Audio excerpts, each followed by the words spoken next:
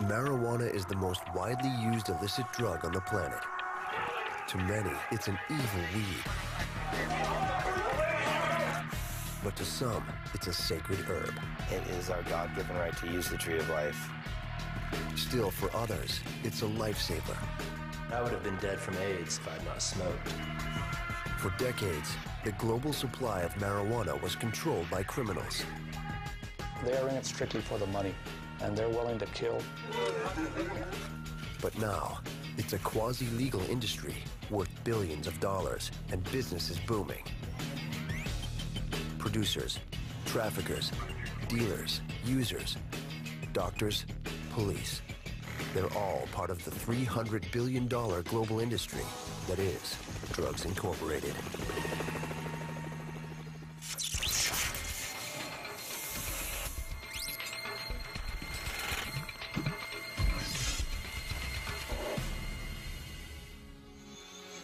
Marijuana is a psychoactive plant commonly known as cannabis, grass, pot, or weed.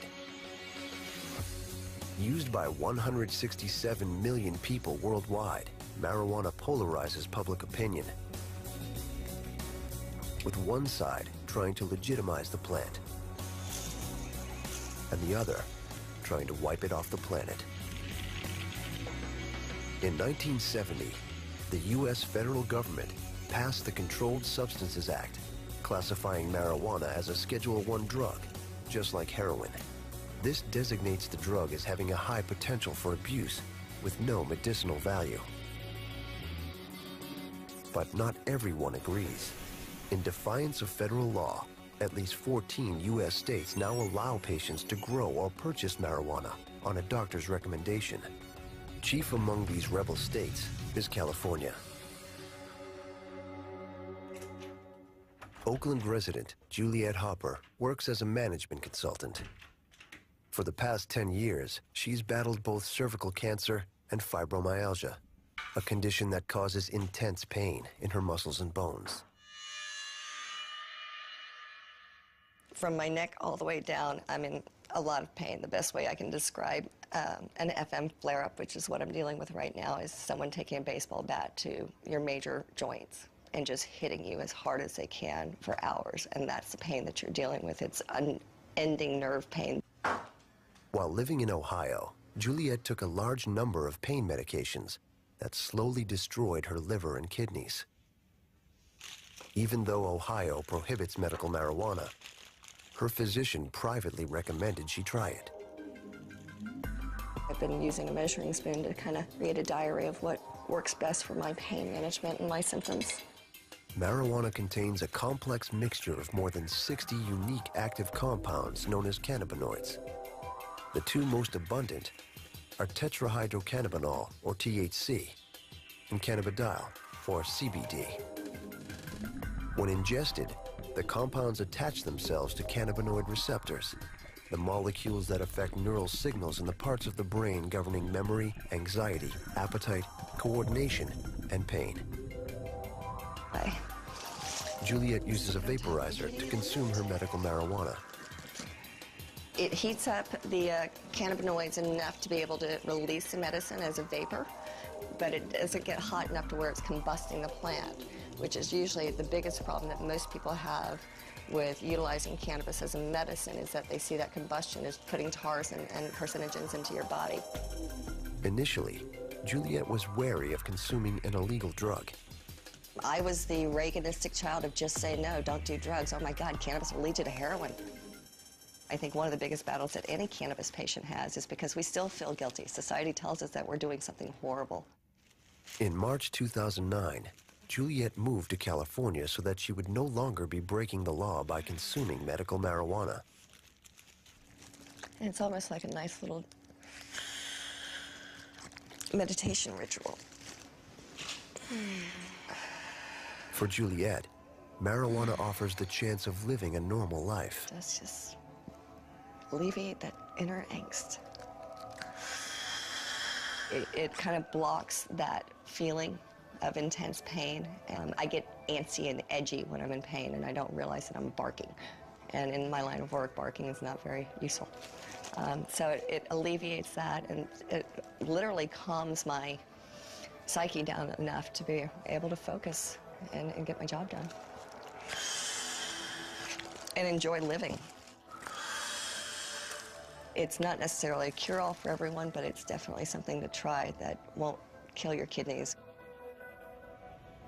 California's tolerance toward medical marijuana dates back to the early outbreaks of AIDS in the 1980s.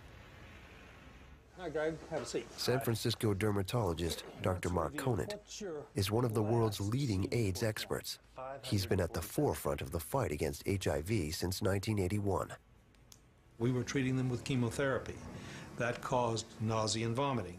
So the patients would come in and say, I can't keep the medicine down. Have you heard, doctor, that smoking marijuana will stop the nausea? What drugs are you currently taking? Currently, I'm taking raltegravir. There are other benefits as well. It relieves pain. It stimulates appetite. And the patients themselves discovered that smoking marijuana was more effective than any of the other things that we prescribed. You lost weight. Navy veteran Greg Scott, a patient of Dr. Conant's, was first diagnosed with HIV in 1987. His health rapidly declines. Well, I was very sick with stage 4 terminal AIDS in 1993 and 1994. Have a seat right here. Greg's weight drops due to the medication he takes to stay alive. There was nothing they could give me except pretty much this one drug, AZT, that didn't work very well. And so I had wasted away to less than 120 pounds, and I was dying. Greg suffers from a form of anorexia known as HIV wasting syndrome. Sit here and face me. Essentially dying from starvation, Greg begins smoking marijuana, which is known to stimulate appetite, giving users the so-called munchies. Take a deep breath. Yeah? The marijuana keeps Greg eating, while better, life-saving HIV drugs are developed. I would have been dead from AIDS before those drugs were available if I had not smoked to maintain my body weight. In 1996, California passes Proposition 215, a state law allowing doctors to recommend marijuana to patients. The doctor doesn't dispense it. The doctor can't write a prescription for it because the pharmacy doesn't carry it. All the doctor can do is to indicate that in his or her considered opinion, this patient would profit from using marijuana. Once a patient has a doctor's recommendation, they can legally grow their own or purchase marijuana from a dispensary. This so-called cannabis is booming. Like ordinary goods, marijuana is subject to a sales tax. California has up to 400,000 medical marijuana patients. Serving them are an estimated 2,100 dispensaries and cooperatives. That's more than the state's Starbucks, McDonald's, and 7-Elevens combined. How are you? I'm doing great. How about you? Good. Which is good news for Juliet Hopper. Today, she's visiting the Harborside Health Center in Oakland that supplies her medical marijuana. I am dealing with a flare-up of my FM today, so I need something that's got a higher level of CBD. Well, let's see what we have here. Here, patients choose from some 100 different marijuana products that cost between $30 and $60 for an eighth of an ounce. Something like this. This is an Afghani cross. The Harborside has 38,000 registered patients. We have created a 100% closed-loop distribution system that insulates our patients from any contact with the illegal market. The way that we do that is by only serving people who are verified as being legal medical cannabis patients and only accepting medicine from people who are also legally qualified medical cannabis patients who have chosen to join our collective. Hi, Rick. Good, how are you? Good to see you. Registered patients legally grow medical marijuana and sell it to the Harborside Collective. In the back office, they ensure the marijuana meets the high standards needed to qualify it as medicine. Yeah, this is really nice. Nice manicuring job. The buds are examined under a powerful microscope to check for mold or tiny pests like spider mites. If you put this under the 200x microscope, you can see spider mites with their little faces and their little legs. They look They look scary. And we don't want that in any of our medicine. We don't want any of our patients smoking bugs. The last 15 years have seen a medical revolution across America. Doctors are recommending marijuana for everything from cancer to stress. Yes. But critics say the system is abused by recreational users who exploit medical endorsement to bypass the law. Despite being legal under state law, dispensary owners still risk prosecution under federal drug laws, which do not recognize medical marijuana. If I was arrested by the federal government and taken to prison and locked up, the very day that they released me, I would be back here and I would be serving patients again. And I would do so until they took me away in chains again. When you see people who are dying and who are suffering, whose lives are saved by this medicine, it's impossible not to help. The conflict between state and federal law also causes problems for patients like Juliet. Will that work for you? Looks great. Thank you. It's kind of a tough black cloud to live under, that you can't go outside of a medical cannabis state. You run the risk of either going without the medicine, which is not a choice that I'm willing to go. I'd rather risk being prosecuted than have to be without my medicine, because the pain is just not worth it. The California medical marijuana revolution is powered by advances in horticultural science. By growing marijuana indoors, it can be cultivated anywhere on the planet. This revolution started more than 5,000 miles away, in Holland, Amsterdam. Like California, suppliers here walk a tightrope between what's legal and what's not.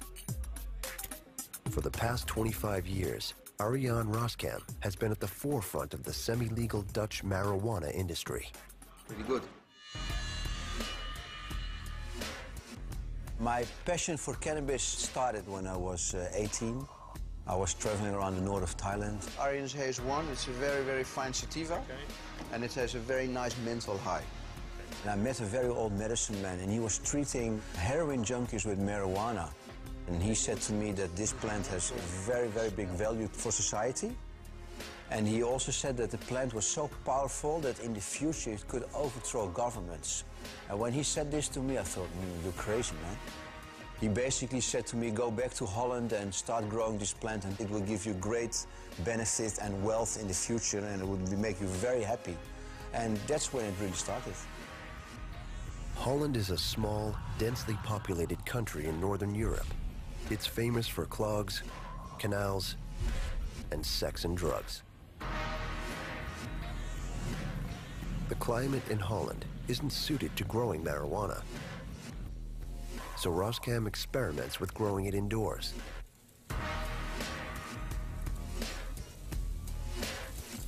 When I was 18 in Holland, nobody was doing this. I was the only one, 2 or 3 more guys, so I had to learn everything. I would try out 4 different nutrients in 1 plant variety. And the next time I would have tried out 4 different lights. And the time after that, I would have tried out 7 different companies of soil with 1 variety. So in the end of the crop, I can really see very clear which soil for which particular plant would have been very, very good. Growing marijuana indoors requires powerful lamps that replicate the sun's light spectrum. During the initial growth period, the lamps operate for 18 hours a day, imitating long summer days. Then the timers are reduced to 12 hours a day, and the plants believe it's fall and begin to flower. The flower, or buds, of the female plant contain the most THC, the psychoactive compound that produces the high. This illegal grow room is owned by one of 𝑴𝑰𝑵's contacts. The plants are grown from seeds that 𝑴𝑰𝑵 developed. And this is 𝑴𝑰𝑵's Ultra Haze 1. Very, very nice sativa, maybe one of the best in the world. In 1993, Roskam enters his pod into the Cannabis Cup, a U.S. competition sponsored by High Times magazine. They really liked my stuff, and they said, this is the new kid on the block, and this is the stuff we really should all smoke. Winning the competition changes his life. The magazine puts him on the front cover, and overnight, 𝑴𝑰𝑵 becomes a celebrity pot star. Congratulate. They gave me the nickname King of Cannabis. This is what we call royalty. Cannabis King. Salute. Demand for his product soars. We had so much coverage that all the tourists came to Amsterdam and came straight to us. Roskam founds the Greenhouse Seed Company, a legitimate business selling marijuana seeds around the world. He no longer grows illegal marijuana. His plants are now grown legally outside of Holland for the specific purpose of producing seeds. 𝑴𝑰𝑵𝑣 seeds are hybrids of the two basic subspecies of cannabis, indica and sativa. This engineering produces different flavors and different effects. The cannabis sativa is grown around the equator, is a mental high.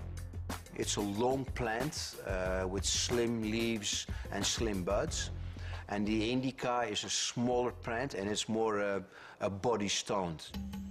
To create his unique strains, 𝑴𝑰𝑵𝑣 scours the world for different varieties of marijuana seed. With my partner Franco, we go into the jungles of faraway countries. Could be Colombia, could be Jamaica, Africa. The worldwide market for new marijuana varieties is huge, and developing new, more potent strains keeps Roskam's seed company in business. 𝑴𝑰𝑵𝑣 is traveling to Malawi in search of a strain alleged to be the best in Africa. It's known as Malawi Gold. Up the top, or we have to work all the way down to the rift? Our expeditions are very complicated. They cost a lot of money. You start searching, you start smoking, you speak to the locals. This the minty one, yes. From there on, you go farther and farther and try to find the fields and try to find the original. In developing countries along the equator, marijuana is easily cultivated because of the warm tropical climate. In countries like Malawi, marijuana is a lucrative cash crop and a means of survival. Malawi is a very, very poor country. A whole village or a whole family is depending on this harvest. And if they lose this harvest, some kids die, basically. After 10 days of trekking in the mud, Roskam and his partner Franco strike gold. They take seed samples of the finest Malawi plants to bring back to Holland. Unbelievable, no? Marvelous. This is very good, eh? I am seriously impressed by this. How long you grow? Thank you very much. Thank you. You're a good farmer. We'll open it. Here we have 𝑴𝑰𝑵𝑣 keeps a seed bank that has close to 2,000 different strains of marijuana. These are all the samples with all the codes and from where they come and which kind of varieties. 𝑴𝑰𝑵𝑣's creations blend different strains to create potent hybrids with exotic names like Super Lemon Haze and Great White Shark. He then sells them for a hefty profit. Roughly here you will see 25 to 30 kilos, so retail price between 2 and 3 million euros. With the exception of America, where marijuana seed is illegal, Roskam is free to market his products around the world. In most countries, it's legal to buy seeds, but not to cultivate them. So 𝑴𝑰𝑵𝑣 brands his seeds as souvenirs.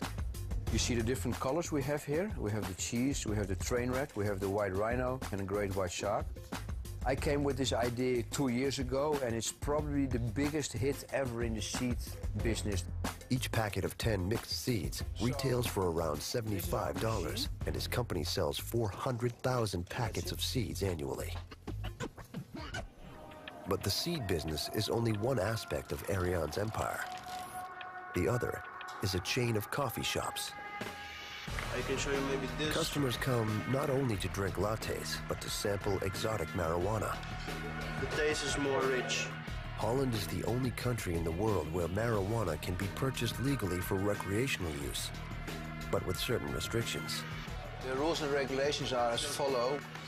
No transactions bigger than 5 grams a person a day is allowed in any coffee shop in Holland. No hard drugs in the shop is allowed. Of course, there's logic.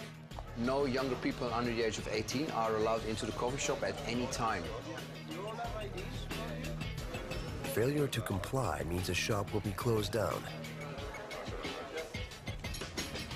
More than 1 million tourists a year travel to Amsterdam to smoke marijuana in the city's 234 coffee shops. The Dutch authorities believe they can keep marijuana from becoming a gateway to harder drugs by decriminalizing it and controlling its distribution. Which would you prefer? The young people can go into a coffee shop and buy cannabis. And not like on the street where they buy in the left hand cannabis and in the right hand heroin or cocaine. Filters and papers is right there. Thank you. The Dutch policy seems to be working. Holland has around 85% fewer hard drug overdoses than the United States and the lowest rate in Europe. But when it comes to supplying marijuana, 𝑴𝑰𝑵𝑚𝑨 operates in a gray area. Although Dutch authorities tolerate the sale of small amounts, production and large-scale distribution remains illegal. Having 4 coffee shops and making sure we have a steady supply every day is a very, very big target. To obtain enough marijuana for his 3,000 daily customers, 𝑴𝑰𝑵 must turn to commercial black market producers. He supplies them with seeds that they in turn use to grow marijuana for his coffee shops. We work with 80 to 100 growers. It's a cat and mouse game between the police and the growers. What's the teeth? Once the marijuana is purchased from the illicit suppliers, it must be cut and prepared in a safe house. Because coffee shop regulations allow only 500 grams on the premises at any given time. From the safe house, the marijuana is delivered to the coffee shop every few hours. 𝑴𝑰𝑵 has turned his greenhouse business into a global brand. He sells everything from instructional DVDs to t-shirts and hats over the internet. Very popular in Canada and America. This is also very funny. These are coasters. And like many celebrities, he even has his very own doll. The famous bobblehead. In Holland, everybody laughed about it, but in America, it's pretty popular. The king of cannabis is enjoying his success. I think I'm the most happy person in the world. I have the best job in the world. I made from my hobby, I made my work. I grow the most beautiful plant in the world. I meet all kinds of celebrities. I get invited all over the world. I'm the most happy guy in the world. 𝑴𝑰𝑵 seeds and growing techniques have revolutionized the marijuana trade. Growers are now moving indoors to produce stronger varieties and make bigger profits. Kingston, Jamaica. On the outskirts of the city, a man going by the alias Paul is a small-time cultivator who grows high-grade marijuana. Most of these strains are from Holland. The way the rest of the country grows weed, it's not the same as this. It's connoisseur level. Paul's high-potency marijuana is known as 𝑠'Milla, or 𝑐𝑖𝑛𝑐𝑖 for short. 𝑠'Milla is just seedless, growing your harvest and not letting it pollinate. Whenever you breed the weed and it gets seeds, it loses its potency and also its flavor. To produce marijuana without seeds, growers remove the male plants before flowering. This prevents the female plants from being pollinated and producing seeds. 𝑠'Milla has higher levels of THC, the main psychoactive compound. It's potent. They're up to 18–20% THC, very strong. Most Jamaican marijuana is grown outdoors. But in order to produce the high-potency varieties that many of today's smokers demand, growers like Paul are joining the indoor growing revolution. Welcome to my babies. For the past 12 years, Paul has maintained his secret indoor garden. All right. Here, every aspect of growing is controlled, right down to the acidity or pH level of the soil. If you're just pouring pipe water on a plant, pH is too high, the plant won't get a chance to pick the food up out the soil, and it's under-fertilized. I grow because I love to smoke. And if you want the best, you have to grow for yourself. I'm the only one I see in Jamaica that's doing this. These strains are called golden back gorillas. It's very potent. This is a lot of money. It sells for $500 US an ounce. Marijuana farmers around the world are moving indoors to avoid detection by law enforcement. And growing higher potency varieties means more money. You're gonna get a lot of customers with good, strong weed. In Jamaica, marijuana is part of everyday life. Up to 70% of the island's population smokes it. Yes, Jah bless us all and sanctify us as we partake of this holy herbs for the healing of the nation and for the meditation of man. When smoked, marijuana produces a wide variety of effects, including everything from lethargy or an altered perception of time to increased appetite, paranoia, forgetfulness, or euphoria. It lifts your thoughts, it lifts your mind. It makes you more tranquil, make you more meditative. It gives you more insight into yourself, into reality. In the early 20th century, recreational marijuana use spreads from Jamaica and the West Indies to America. Popular among Mexican migrant workers and African-American jazz musicians, marijuana becomes a target for white xenophobia. In the 1930s, Federal Bureau of Narcotics Chief Harry Anslinger launches America's War on Drugs. He creates panic by claiming that marijuana leads to insanity, rape, and murder.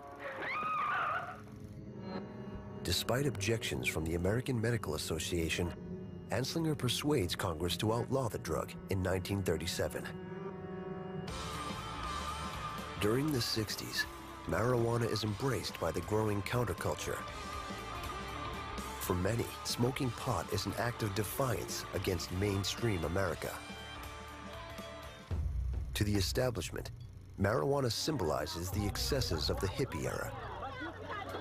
Marijuana is probably the most dangerous drug in America today. Since the 1970s, the war on drugs has cost more than $2 trillion taxpayer dollars, but it hasn't eliminated marijuana. In fact, marijuana is so widespread that 41% of Americans admit to trying it, including even the president. Since marijuana was outlawed in the 1930s, stopping its use has been the main focus of America's war on drugs.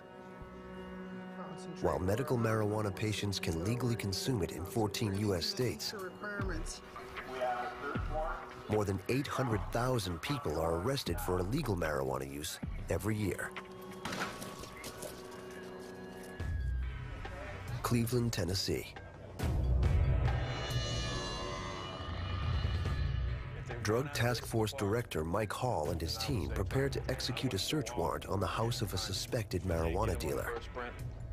But if they come out of this house and we come in, especially if they look like one of our two suspects, I would try to get them.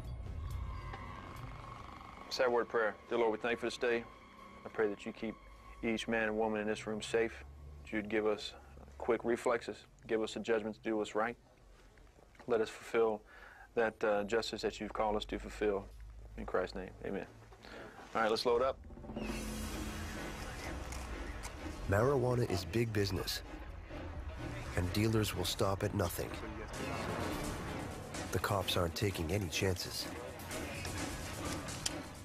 The one suspect has displayed firearms to our confidential informant, and the propensity for violence in this neighborhood is a little bit higher than most. Tensions are running high as the van pulls up to the suspect's house.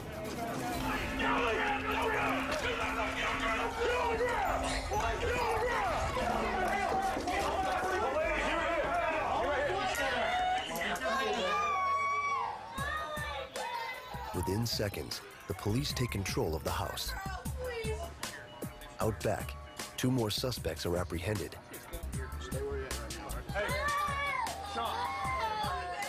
Agents search the suspects as the children are taken outside.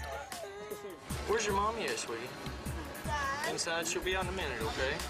You smoking bud out here? No, just I'm waiting on a burger. He's gonna be able to read.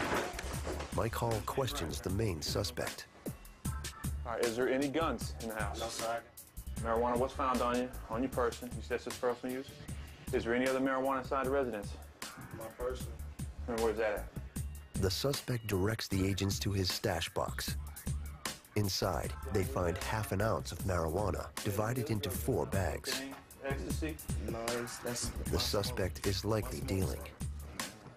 You got them individually wrapped up. You gonna sell them? No, not those. Not those? Not those. We've been looking at you longer than a few days. I know what's going on here. We have purchased marijuana from here, namely you.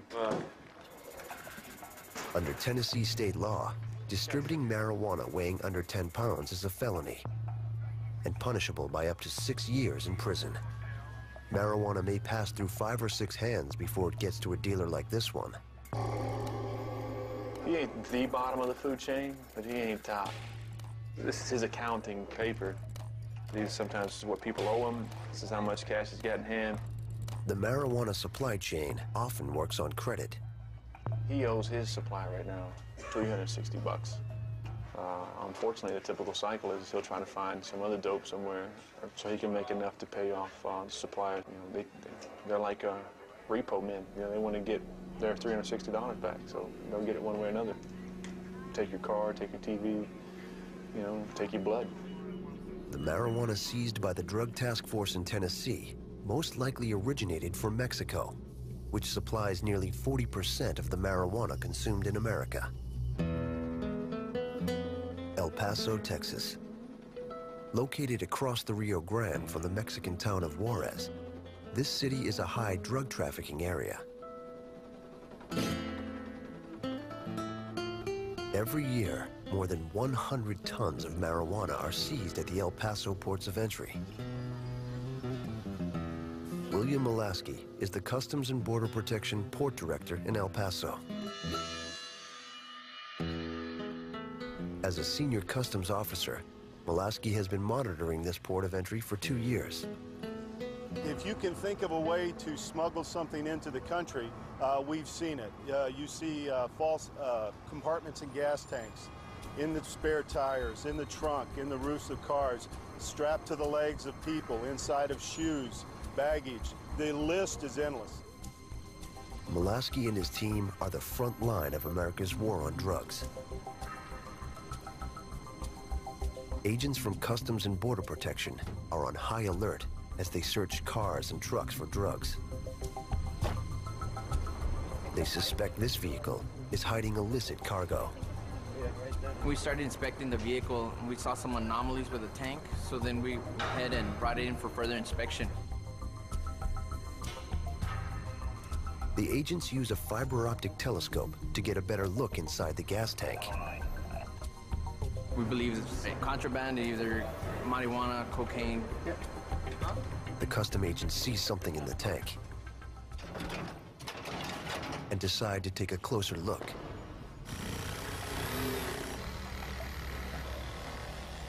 Inside are dozens of packages of compressed marijuana, vacuum-packed to prevent them from absorbing gasoline. The 68-pound seizure is worth $200 a pound in El Paso. 68.80. By the time it reaches cities like New York, its value multiplies tenfold. This secret DEA warehouse stores the marijuana seized on the U.S.-Mexican border. This warehouse on any given week is filled with, 12, 15,000 pounds or more of marijuana. Every year, more than 1 million pounds of marijuana passes through here before it's destroyed. The cross-border marijuana trade is dominated by the Mexican drug cartels. Marijuana is important to the cartels because it really is the lifeblood, the economic lifeblood for how these cartels operate. 60% of their revenue, or around $8.6 billion, comes from trafficking marijuana. Marijuana it's almost like printing press for them. It's really the engine that drives all of their other narcotic trafficking activities. The endless demand for marijuana fuels the bloodshed on Mexico's streets. Two of Mexico's biggest drug gangs, the Sinaloa and the Juarez cartels, are fighting a war over El Paso's strategic location. These organizations see themselves as industries, and they are in it for profit. And they're willing to kill, and they're willing to do whatever they have to do to make sure that their business continues to receive profits. The war over lucrative smuggling routes has turned Juarez, Mexico, into the murder capital of the world. They are fighting over their turf, and whoever at the end is left standing will be able to profit from this area. The worldwide marijuana market is estimated to be worth $142 billion annually, and the Mexican drug cartels are fighting for their share. In California, the Mexican cartel's profits are being eroded by the mom-and-pop operators who supply the booming legal medical marijuana business. People from all over America are flocking to California to be part of the so-called Green Rush. Northern California. Here, a group of medical marijuana smokers are so fanatical about their use of the plant, they formed their own church. The Reverend Steve Cherms runs the United Cannabis Ministry.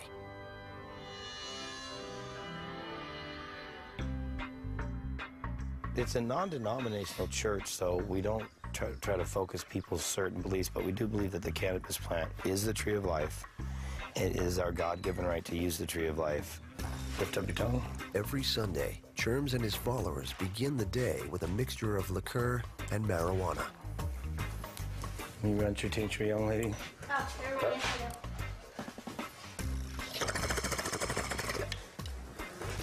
The Reverend Steve Cherms has been smoking marijuana for 39 years. Today, he uses it to relieve pain from ruptured discs in his back and neck. I just can't focus with the pain, so a little bit of hashish, 1, 2 marijuana cigarettes, and I'm ready to go for the day. To become a part of the church congregation, members must share Cherms' passion for marijuana. And my favorite thing, next victim.